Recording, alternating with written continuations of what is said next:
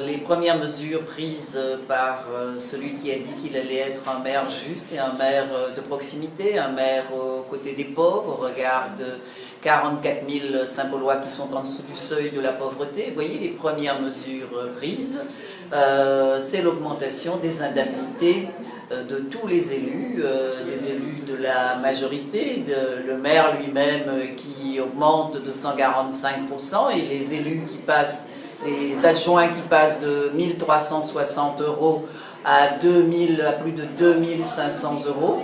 Et tout cela, ça va faire pour une année pleine 300 000 € de plus puisés dans les caisses de Saint-Paul que les contribuables de Saint-Gaulois paieront. Ça fera sur 6 années plus d'1 700 000 € que les contribuables saint-gaulois devront payer à ces nouveaux élus.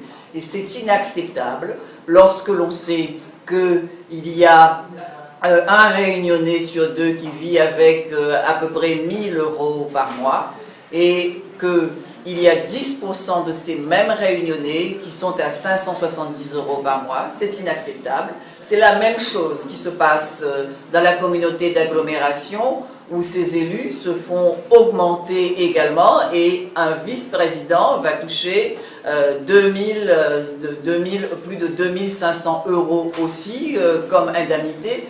Tout ça, ça n'est pas acceptable dans une période où l'on dit que l'argent public doit être économisé. Et voilà ce que font ces nouveaux élus de Saint-Paul qui s'empressent d'augmenter les indemnités, mais qui n'étaient pas du tout empressés pour dire quelles sont les orientations qu'ils comptent donner à ce budget nouveau qui est mis en place. Oui, je demande que le climat soit plus apaisé parce que ce qui est aussi inexcusable, c'est que ce sont des employés communaux qui ont ce que l'on appelle l'obligation de réserve et qu'ils oublient qu'ils sont payés par des deniers publics qui sont des fonctionnaires de la fonction publique territoriale. Et donc ces personnes-là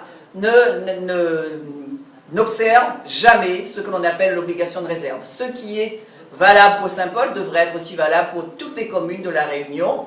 Il faut que cela cesse. Est-ce que dans la fonction publique d'État, dans la fonction publique de l'éducation nationale, lorsqu'il y a un nouveau préfet, lorsqu'il y a un nouveau recteur qui arrive, est-ce que c'est ce même comportement que l'on observe? Non. C'est seulement dans les mairies que l'on observe ce comportement et c'est pour cela que je dis aussi qu'il ne faut pas banaliser cela. Il faut que cela cesse, il faut que tous les maires demandent à leurs employés de ne plus avoir ce comportement parce qu'ils sont payés par l'argent du contribuable. Et ça n'est pas acceptable.